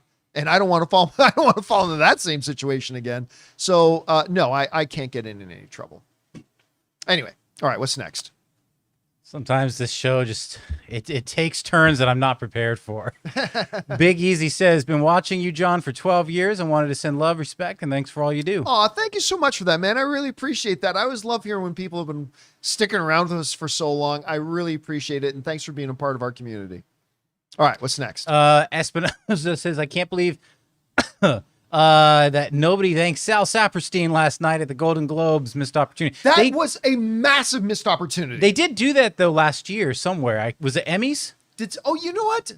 They did at the Emmys. Yes, you're right. Somebody at another awards show, I think you're right. And I think we even talked about it. Yeah. Thanks, Sal Saperstein. So maybe it's already played out. But yes, at the Golden Globes, it would have been a great opportunity for somebody to thank Sal Saperstein. I know. I would have thought it was hilarious. Brendan, All right, what's next? Brendan says, I've been watching long enough to know what you say about breakups, but I have to know, does this ever get easier? Feels like it always hurts so much. Oh, dude, breakups. Yeah, because you Breakups care about the suck. person. Dude, there have been breakups where I've broken up with it. Well, I've never had a girl break up with me. Well, I've definitely been in a relationship where me and the girl mutually decided, like, yeah, this isn't working. But like, even in relationships that I've ended them, this still feels really bad. Even that still feels bad. But that's the thing, listen, I learned, you guys have heard me talk about this. One of the greatest lessons I've ever learned in life from movies is the Tom Hanks movie Castaway. When at the end, somebody basically asked him, how did you not off yourself? Like, how did you not just give up? And he just said, there's a line, I'm paraphrasing a little bit, but he just basically said, like, I just realized every day you never know what the tide is going to bring in. Life changes like this overnight. And one of the things that I always try to encourage people about is that, it's obvious, it's often used as a warning. Hey, no matter how good things are, things can go bad just like that. Life can turn on an instant, and that's true. It can. But it also works the other way around. Life can turn out, like something amazing can happen tomorrow that you just don't know. you never know what life is going to bring you tomorrow. No matter how good or how bad something looks and feels right now, you've got to be able to, even though it doesn't feel this way, you got to be able to intellectually go, life will change tomorrow. Maybe a tiny bit, maybe a lot, and then it'll change a little bit more the next day, and it'll change a little bit more the next day. And someday, maybe shortly, maybe in the long term, I'm going to look back on this and be able to really reflect on it and smile and whatever. But like as you get older, you just realize this more and more that no matter how bad something feels right now, life changes even tomorrow. Sometimes for the worse, but oftentimes for the better as well. And that's my best advice for that. I had a girl one time break up with me after I caught her on a date with another guy. I was like, well, before you dump me, I better dump you. yeah. Oh, well. All right. What's next? We got Daniel, who says, I spent a 5-parter Stranger Things series finale question last week under this name, and I don't think it was ever answered. I never saw any 5-parter. It might not have come through. Sometimes there's errors. Yeah, because I definitely would have noticed that. Yeah, nope, we never saw it. Yeah. So you might have either sent it to the wrong place or you never actually hit submit, but yeah, we never saw it. We got Brandon, who says, sorry about the bummer super chat. Based on what you know about Doomsday, what would you guess the runtime? There's no way to know that. Also, laughing my ass off your response to the Spider-Man exclusive. You mean Tom said enough? Well, listen, as far as the runtime goes, I think we've been on record. Like, I do think, like, before I would have said there's no way they're going to let it be 3 hours. Like, maybe Secret Wars, but not this one. Yeah, I think 3 hours is a possibility. I'm thinking if I had to give a half-hour window, somewhere between 2:45 and 3:15 would be my guess. But again, nobody knows. So just to reiterate what we talked about on the show the other day, I know there's this big report going around that Avengers Doomsday is 3 hours and 45 minutes long. That is complete and utter bullshit. Even the Russo brothers right now don't know how long the movie is. They are actually still doing some pickup shooting. Like, principal photography's done, but they're still doing some pickup shooting. Like, even the Russo brothers don't know. And they probably won't know themselves until they get final picture lock sometime in October. So, again, I don't think it's going to be 3 hours and 45. Any report you see going around is total nonsense, total BS. It does not have a runtime of 3 hours and 45 minutes. But my guess would be somewhere between 2:45 and 3:15. All right, what's next? We got Colin here. Excuse me, it's a 2-parter. Hi, John, going through a hard time just now, and this show is one thing keeping me going. Thank you. 2 questions. Scale of 1 to 10. How surprised were you when you learned what was in Doomsday? And then, do you think it's likely would make sense for Marvel to add new end credit scenes for the Endgame re-release? Well, first of all, I think it is official that they are doing the re-release of Endgame, and they are creating a new post-credit scene to put on it that will tie into Doomsday. So as long as I'm remembering that correctly, I think that's official. Because there is no end credit scene for Endgame. Yeah, Endgame. Yeah, no. So I believe it's official that they're creating one for Endgame for the re-release. So I think that's official. I could be wrong about that, but I think that's how I remember it. As far as Doomsday goes, I will say this. Now, there have been a lot of things, okay? There have been a lot of things that I've said over the past year and a half that I do not believe are going to be in Avengers Doomsday. Be they plot elements, items, actors, characters, whatever. There have been a lot of things in the last year and a half that I've said, that's not going to be in Avengers Doomsday. I have since found out that while I was very right about a number of those things, I was also very wrong about a couple. So you guys can try to guess out of the 40 or 50 things I've said over the last year and a half that that's not going to be in Doomsday. That's not going to be in Doomsday. That's not going to be in Doomsday. That's not going to be in Doomsday. There's a few of those things that I was very wrong about. that I was very, very wrong about. I obviously can't mention which ones those are, but as soon as they happen in Doomsday, you'll go, Campea always said that wouldn't be in there. Yeah. There was a couple things I was really wrong about, and we'll see as we get closer. All right, what's next? Zach gives a $50 super chat. Oh my God, thank you, Zach, for supporting us on that level, man. Having never seen any of the MCU films, y'all have me super excited for Doomsday. Should I go back and watch all the previous films to appreciate and understand the new film, or are there any I could just skip over? Well, number one, you definitely do not need to go back and watch the whole MCU filmography. You don't have to do that. I also believe that an absolute newcomer to the MCU can watch Doomsday and not feel lost. However, I think if you do catch up on a couple of MCU movies, there'll be a deeper appreciation you have for the things going on in Doomsday. I would honestly, if I had to put it down to a core, I would say do the previous 4 Russo brothers MCU movies. Do Winter Soldier, Civil War, Infinity War, and Endgame. Now, that's only 4 out of the 30 whatever films that are out there. And I don't even think it's 100% necessary. I think you'll be able to watch Doomsday and not feel lost, but you're not going to be able to appreciate everything that's going on in it without some background. So without saying you got to go back and watch the whole MCU filmography, I would say just watch the Russo brothers quartet. Go watch Winter Soldier, Civil War, Infinity War, and Endgame. And I think if you just do those 4, I think you've got a very, very, very good foundation to appreciate almost everything that happens in Doomsday. All right, what's next? We got Stephanie, who says, have you started Percy Jackson season 2? You like the first season. Season 2 is better. What do you think about the many live action adaptations happening? Harry Potter, Netflix. Well, Harry Potter is live action. Avatar and One Piece.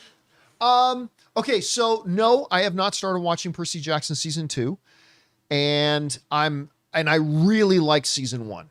I really like, but there are a couple of shows that I really like that I am behind on right now. For example, I have not started watching Fallout season 2 yet, and I love Fallout season 1. I have not started watching Percy Jackson season 2 yet.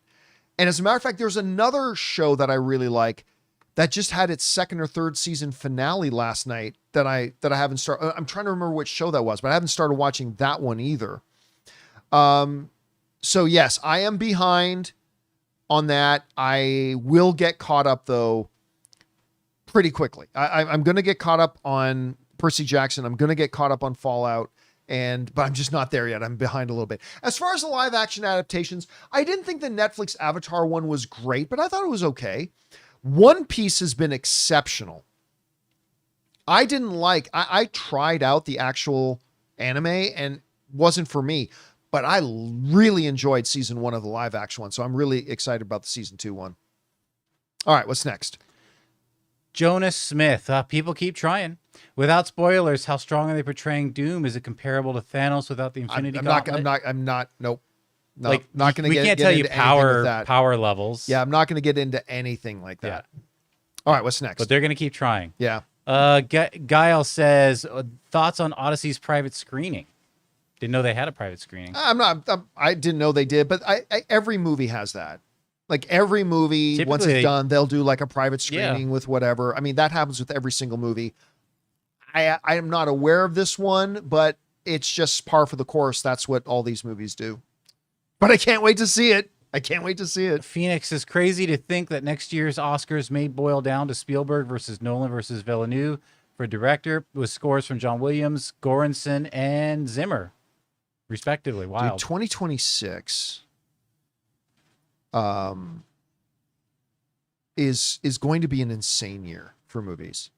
It really is. Now, again, I know we went down this big list of about 15 like banger looking films coming out in 2026. And listen, history has shown us some of those will end up really disappointing us. Some of them will not be great, but I think there's going to be a lot of great ones.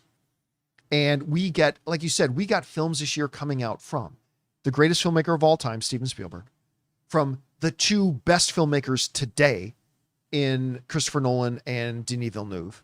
Man, all we're missing is a Ryan Coogler movie this year too. That would be amazing, and maybe a Quentin Tarantino film. We just got some banger after bangers coming this year, and I'm pretty excited about it. All right, what's next? Earthling Entertainment. I just saw Greenland 2, Migration. I liked it. Not great, but good. C+. Did you see it? Your thoughts? I did not do well. It did not do well at the box office. Yeah, no, I haven't. You know, I had a choice on Thursday night. 2 movies open that I'm interested in. We had Primate and we had Greenland 2. I really like Greenland. I thought it was, I mean, it's not anything different from your major run-of-the-mill giant asteroid movie, but it's a good movie. It's a great experience. I had fun with it. And I was very surprised to hear that they were doing a sequel, but a pleasant surprise nonetheless. I have not watched it yet, so I can't really say. It didn't do great at the box office, but listen, I got it. It's actually did a little bit better than I thought it would initially. I didn't think anybody would go to see it, but I do got to get around to watching that one eventually. But I chose Primate over Greenland 2, and I'm kind of glad that I did because I loved Primate. All right, what's next? Okay, we got Patrick James Clark says, what's more likely, the next James Bond movie is an original story or they go back and readapt one of Fleming's books? That's a good question. I'm going to go original. Yeah, I'm going to go original. I think they're going to do something purely original. No doubt that you're going to get elements from either the original books or even some of the older movies in there. I have no doubt that you're going to get some of that. But my guess, and it is only a guess, my guess is it'll be more along the original vein. All right, what's next? It was just some support for HoloLore, which I brought up on the screen earlier. Awesome. During the show. That's it. Thank you, guys. And guys, that'll do it for today's installment of the John Campea Show. Thank you so much for being here and making our little show part of your day. Big special thank you to all of you guys who sent in questions. Number one, because you gave us great fun things to talk about. But number two, you supported this channel as you did it. And all of us involved with the show. Thank you guys so very much for your support. Hey guys, listen, don't forget to come on back and join us again tomorrow for the next installment of the John Campea Show. I got to do an open mic this week. I would do one tonight, but we got a little football game tonight that I got to watch. So I'm pretty excited about that. Anyway, guys, we'll see you tomorrow. Big thanks to Robert Meyer Burnett. Of course, our technical director, Jonathan Voico. See you guys. My name is John Campea. And until next time, my friends, fuck Paramount.